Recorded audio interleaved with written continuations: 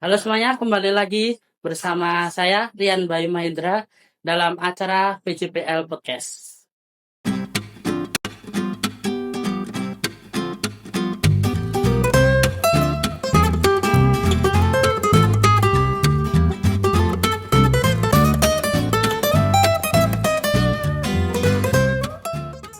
Kali ini kita akan bicara sesuatu yang lebih cepat dari cahaya, tetapi seringkali lebih berbahaya dari sebuah senjata, yaitu jari kita sendiri.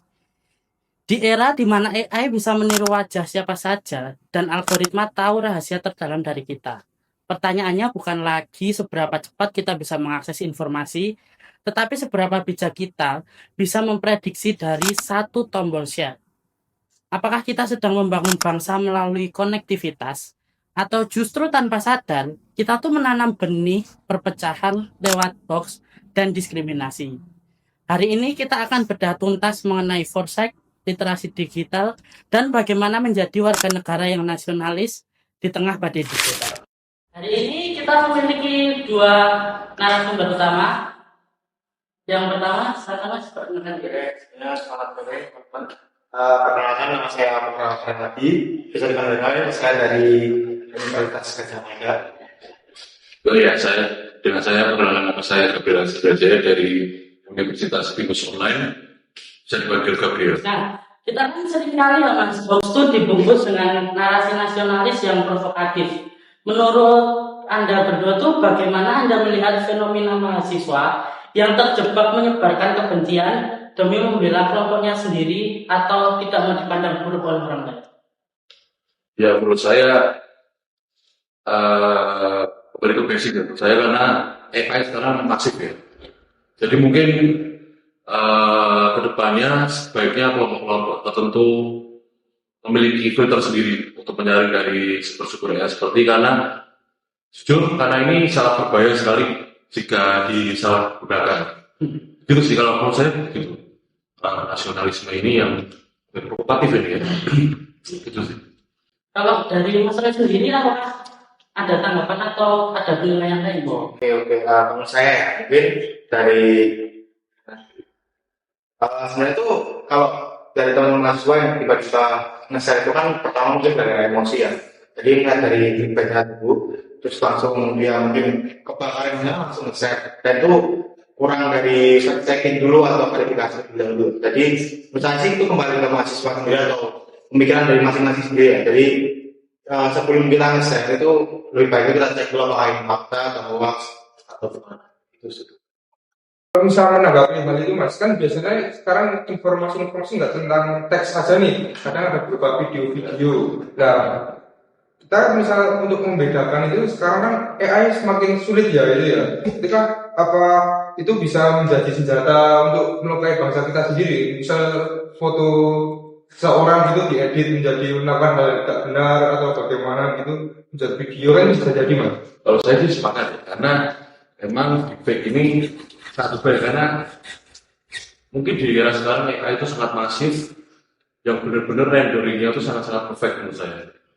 Selama kita bisa membedakan sih aman-aman saja, tapi karena ini gimana ya, sudah sangat-sangat perfect menurut saya. Ya, familiar yang bisa sekarang. Ya.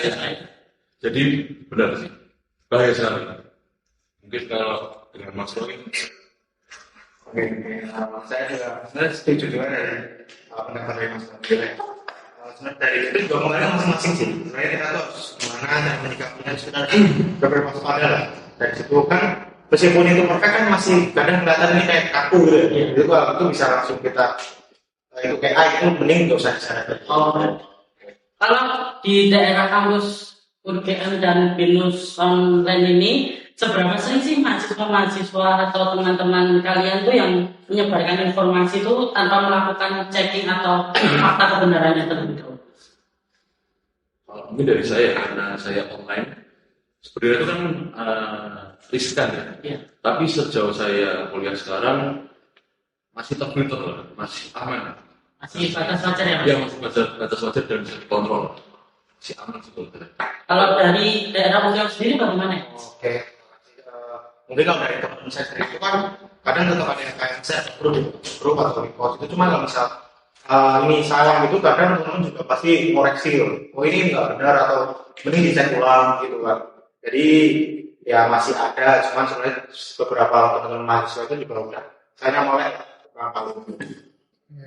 Gitu ada alasannya nggak sih mas? Kenapa kok orang itu pengen nge-share sesuatu yang berasal dari AI itu apa ada alasan tertentu nggak sih? Ya, jadi mahasiswa yang share tuh tanpa berpikir panjang begitu loh mas, apa dampaknya atau apa yang akan terjadi kalau misal oh iya langsung share aja seperti itu sih mas. Ada nggak ya, mas? Ya kalau menurut saya sih sebenarnya ada sih orang dan karena hanya oknum pasti bayar. Iya. Nah, kalau saya sendiri mempunyai opini bahwa orang yang tidak bisa mempelajari semua hal dari sosmed atau AI segala macamnya harusnya lebih lagi aware akan AI karena perkembangannya sangat masif dan kemungkinan di masa depan akan lebih berbahaya jika tidak kontrol. Lebih canggih lagi. Iya. Gitu.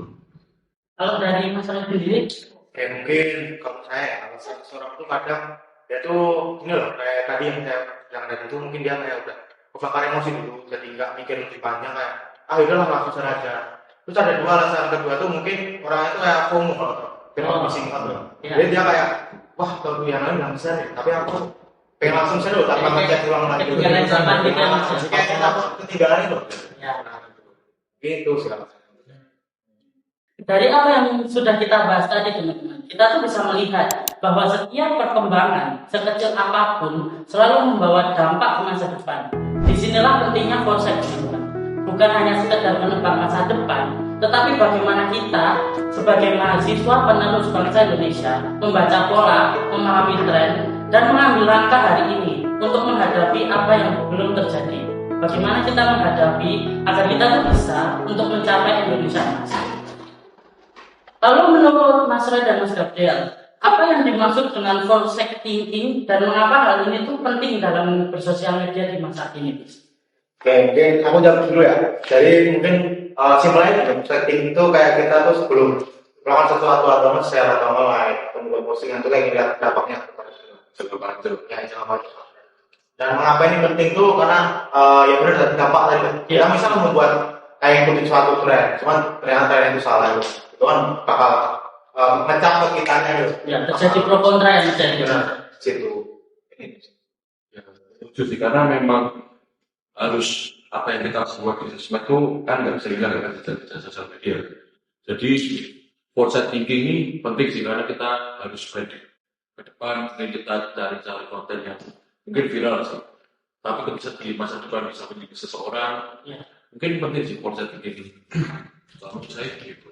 Ngomong soal proses nih mas, kan seringkali kita pernah membuat kayak video-video atau foto-foto tentang diri kita di beberapa tahun yang lalu kan, itu kan istilahnya sampai sekarang itu masih bisa dilihat kan. Nah itu aja belum ada zaman AI, kita masih bisa melihat itu kan kita kadang malu atau kadang waktu kita alay gitu kan.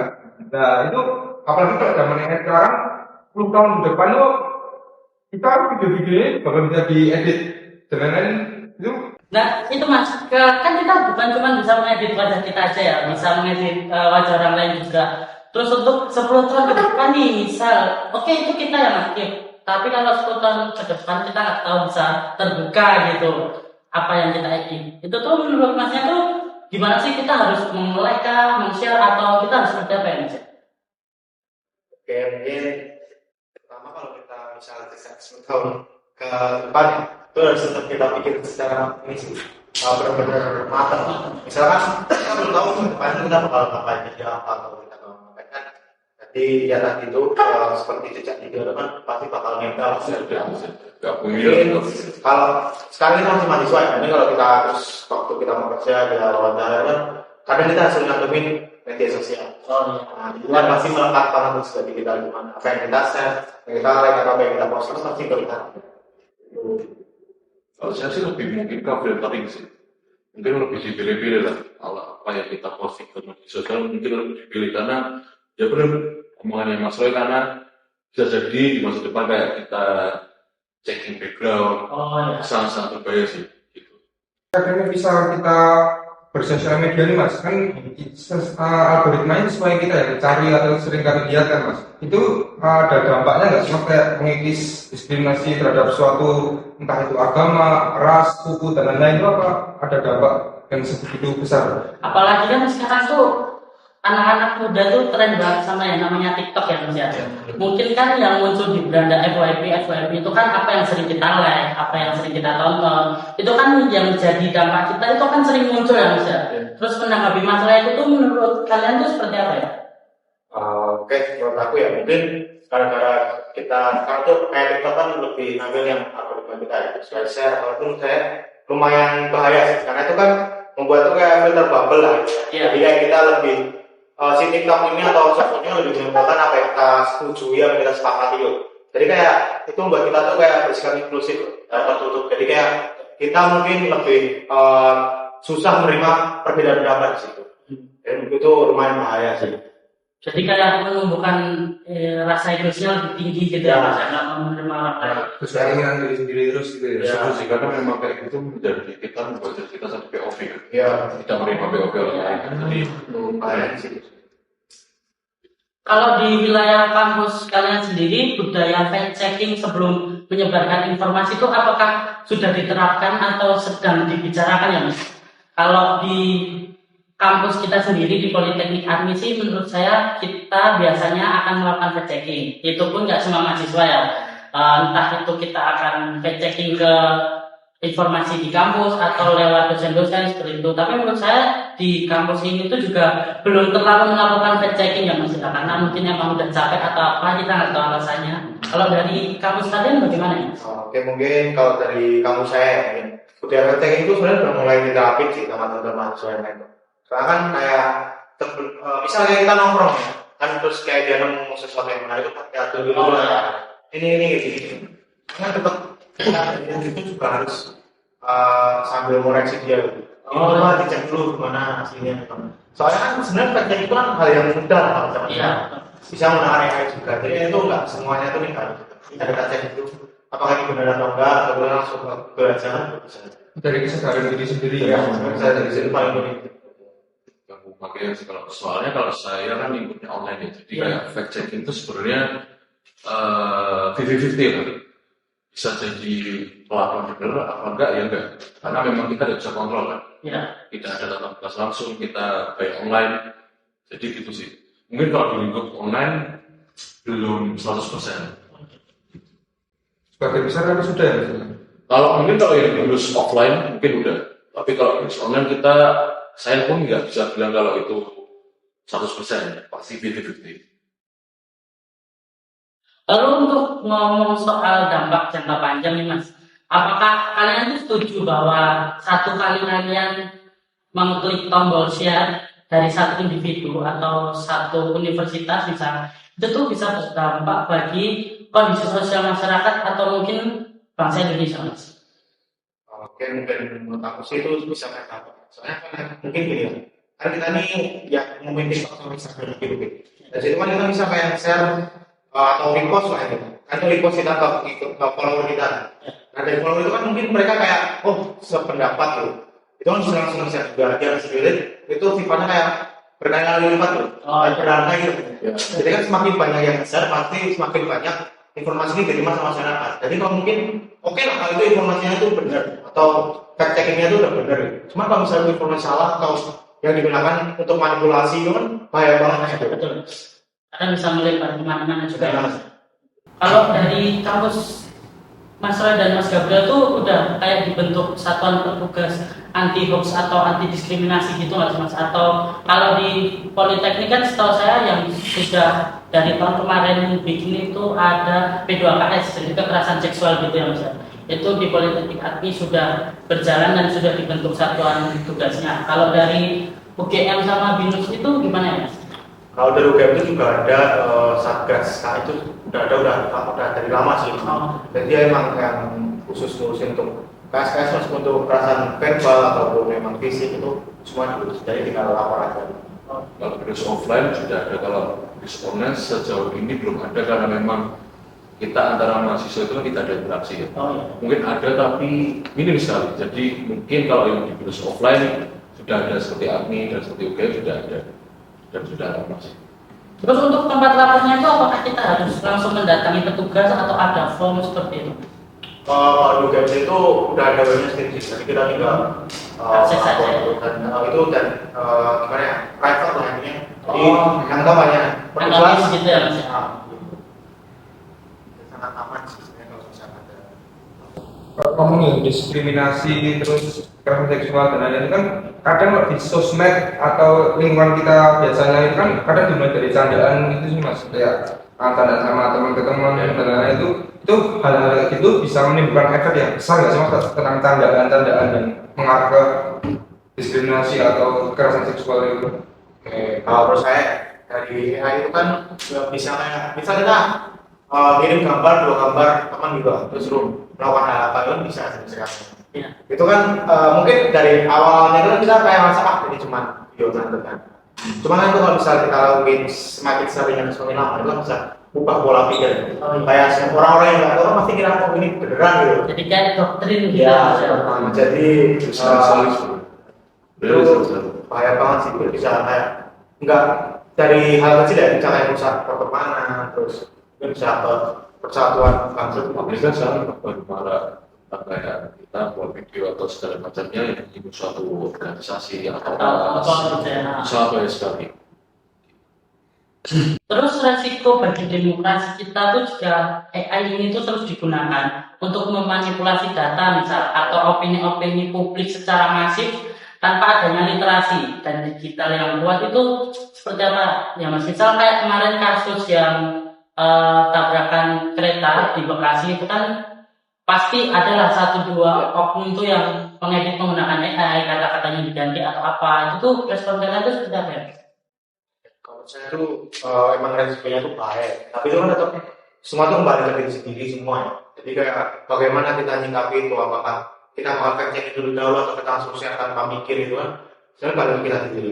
Sebenarnya kalau kita lihat juga di pemilu kemarin itu kan juga banyak kayak di AI itu nanti apalagi kan dulu sekarang tuh udah zamannya kayak kalau Mas tahu mungkin buzzer.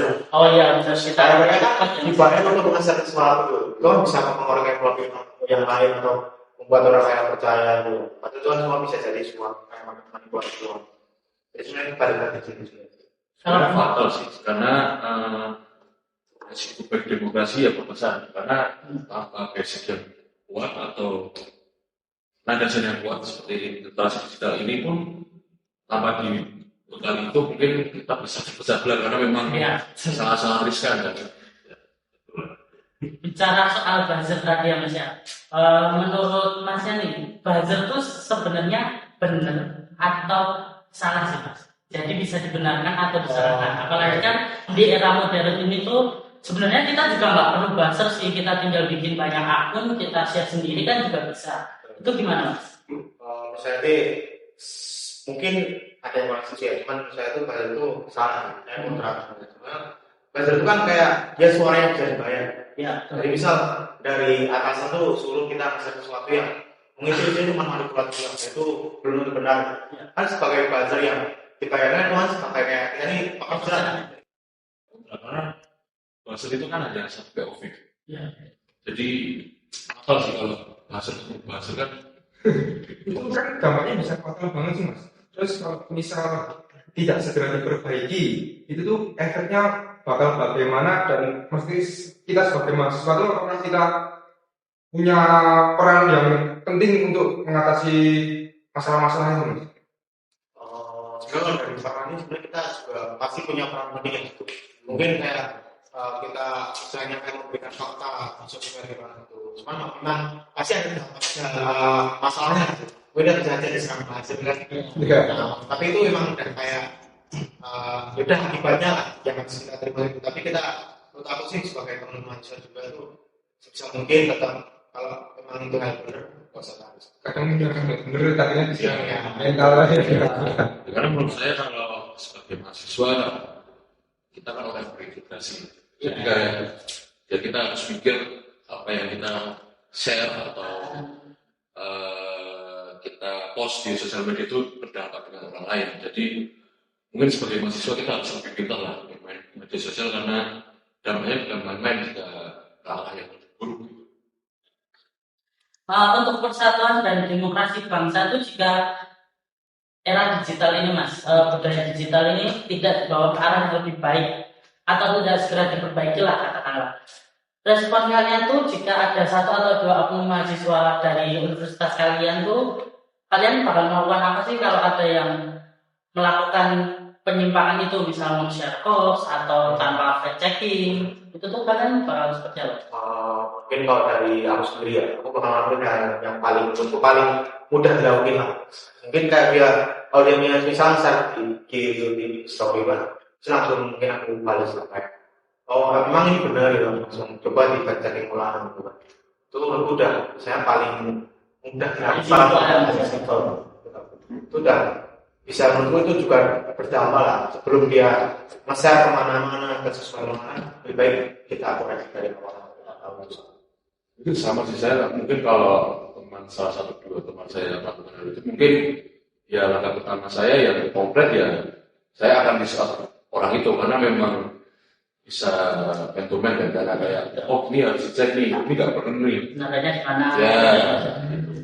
Cara kita untuk melawan itu tuh menggunakan alat digital yang ada sekarang itu gimana sih biar kita tidak jadi korbannya juga untuk melawan biar itu Misal kita kena berita hoax atau apa, atau misal kita gimana ya mas, ada teman kita yang nge-share tentang diskriminasi, misal kita tuh menghadapinya gimana ya mas, apalagi kan di era digital ini kita bisa akses apapun. Kalau dari aku sendiri sih, kita sebenarnya nggak bisa menghindari sesuatu hal yang gitu kayak berita hoax atau berita yang betul, kita sudah saya susah lah menghindari itu karena kita kemana-mana kan mungkin bawa HP, di tempat itu pasti kan hanya buka sosial. Jadi pasti kan terpapar berita yang itu. Mungkin ya cara melawan kita lainnya itu pertama sih kalau misalnya ada hoax itu kita cek dulu apakah ini benar atau enggak.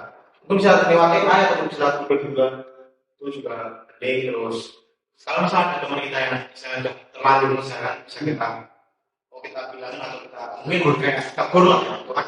Kalau itu salah minta tolong untuk cepat dihapus lah. Itu sih Menurutku jangan gitu lah, kita harus Kita juga harus filtering. ya filtering dan preventif untuk jangan oh ini mungkin bukan cerita real nih, ini hoax nih. Jadi kayak ya kembali ke diri sendiri sih menurutku. Saya ya diri sendiri. Nah kita kan sebagai mahasiswa masa kini yang bisa dikatakan tuh kita yang memegang peran besar untuk masa depan bangsa ini. Kalau misal nih Anda sebagai mahasiswa, langkah nyata apa tuh yang bisa dilakukan untuk mulai menerapkan forsek digital thinking atau kehidupan digital sehari-hari itu seperti apa? Oke, mungkin kalau konsep ya ini untuk masalah ini. Kalau dari saya sendiri sih pertama mungkin saya misal memposting sesuatu mungkin di Twitter atau di IG atau TikTok. Mungkin saya bakal mikir dulu ini tuh bakal berdampak apa sih? Apakah ini bisa menjadi berita hoax atau bisa menjadi berita yang tidak benar? Kalau misalnya memang ini membuat ini bisa menjadi berita hoax kan pasti saya batalin. Terus sebelum saya share sesuatu kan sekarang kayak di IG aja kan pasti banyak yang template gitu. Ya. Itu kan kalau Mas tahu mungkin kita seru banget sih itu kayak Sam Audrey loh. Oh iya. Nah, itu sebenarnya tuh udah banyak banget yang bisa tuh Iya. sampai Itu contohnya kurang literasi. ya. Biasanya kurang fact checking di situ. Jadi kan kita akan share itu kan kita cek dulu. Soalnya kalau kita bisa udah terlanjur share kan tuh dampaknya nggak benar kan. Pasti yang lain masih itu. Lebih baik di sharing sih, di filter lagi lah apa yang kita sharing di sosial media itu nggak semua harus di sharing karena mungkin oversharing pun juga bahaya misalnya. Ya, Kalian punya komitmen nggak sih mas untuk mengatasi hal ini kayak oh aku emang nggak mau nge-share tentang masalah ini cukup buat diri saya sendiri gitu, punya komitmen buat diri sendiri nggak sih? kalau saya misalnya menanggapi suatu case gitu ya, suatu case yang viral gitu, mungkin saya lebih cenderung ke keep sendiri karena memang saya lebih memilah-milah kan, oh ini cocok nggak diposting, cocok nggak untuk kita share ke teman-teman. Takutnya kayak misalnya tadi yang kita share outfit kan salah ya, misalnya kita udah share segala macam, oh ternyata beda salah. Jadi mungkin kalau kita nggak kasih batasan diri sendiri mungkin ya fatal mungkin ya. Berarti tetap harus ada boundariesnya gitu. Iya pasti. Kalau dari Mas Wes sendiri, Kalau dari aku sendiri mungkin kalau aku sih pertama aku nggak cek checking apakah ini benar atau salah, terus aku tetap aku cari apakah ini emang berita ini emang buat perpecahan atau emang ini bisa berita di-share. yang saya itu aja sih. Aku juga setuju dengan Kalau dari daerah kampus kalian sendiri tuh apakah sudah cukup membekali atau dengan seminar atau apapun itu membekali mahasiswanya itu untuk kemampuan berpikir kritis dan juga literasi digital yang maksudnya tuh budayakan membaca lah misalnya seperti itu mas. Itu tuh apakah sudah diterapkan ya mas di daerah kampus kalian? Mungkin kalau di kampus saya tentang perkembangan teknologi seperti ini atau AI yang masif seperti ini sudah dilakukan. Mungkin kayak saya mengikuti matkul yang gimana cara kita pakai AI yang benar, gimana cara kita use AI biar bermanfaat sekali, itu sudah ada sih. Sudah mulai digerakkan lah untuk biar aware itu.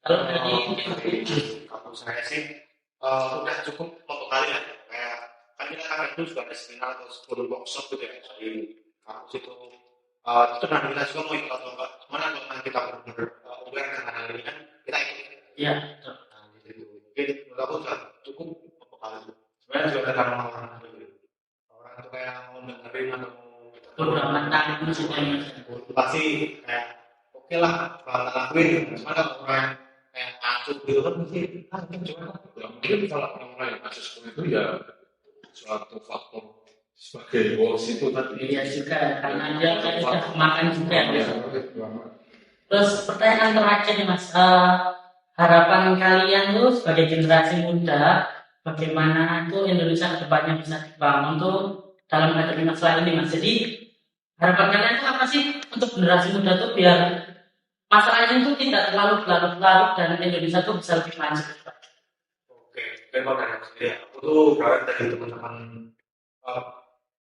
generasi muda lah itu sebenarnya kita lebih berpikir lah sebelum bertindak jadi kita mikir dulu sebelum kita nge-share atau sebelum kita posisi sesuatu terus aku juga ingin teman-teman yang itu tuh kayak ya tadi melakukan prospecting tadi jadi biar kita lebih bijak lah dalam prosesnya. Terus aku juga mau seperti kalau misalnya suatu masalah tuh kayak kita fokusin di masalahnya jangan ke malah nyebar kemana-mana Ya. malah bisa ke masalah gender atau masalah ras gitu. Masalah yang tidak ada jadi Iya, baru ya. jadi nambah masalah Yang baru. mungkin itu. Dari mas kalau Gabriel, saya sih tidak menutup kemungkinan kalau kita kan orang muda dengan teknologi kan tidak bakal bisa ya. Mungkin ya benar sih kata Mas Sul, kayak kita perkuat foresight thinking, fact checking karena memang AI ini akan grow terus pasti. ya pasti ya mas. Dan kita tidak menutup kemungkinan akan use AI di masa depan. Jadi kayak lebih baik berdiri sih kita diri sendiri sih. Dan Ya. semoga kita juga tidak disetir sama mereka ya. Yes, benar. Ya kita kasih batas-batasan lah, biar tidak over gitu. Mungkin sekian dulu ya mas podcast dari kita. Mungkin Mas Farhan ada pesan-pesan buat generasi muda kita. Ya, rekan-rekan sekalian semuanya, kita harus sadar bahwa hari ini kedaulatan Indonesia tidak lagi hanya dipertaruhkan di garis perbatasan peta, melainkan di setiap garis kode yang terpapar di layar kita, di gadget kita, semuanya teknologi itu kita sudah ada memiliki batasan. Jadi mahasiswa yang foresight berarti memahami bahwa setiap kali sesuatu atau tindakan yang kita lakukan akan berdampak besar bagi bangsa kita di kemudian hari. Jangan biarkan jari-jari kita ini meruntuhkan apa yang telah dibangun susah payah pahlawan-pahlawan di masa lalu dan pendiri-pendiri bangsa itu menjadi sia-sia ya mas. Ya betul Pak. Di era AI ini, mari kita buktikan bahwa kecerdasan teknologi tidak akan mengalahkan kekuatan karakter kita dan etika-etika atau attitude kita. Jadilah digital citizen yang cerdas, etis, dan tetap nasionalis. Ya sekian ngobrol kita dengan Mas Lee dan Mas Gabriel. Sebelumnya terima kasih Mas Lee. Terima kasih Mas Gabriel atas waktunya. Terima kasih banyak mas. Sekian, terima kasih.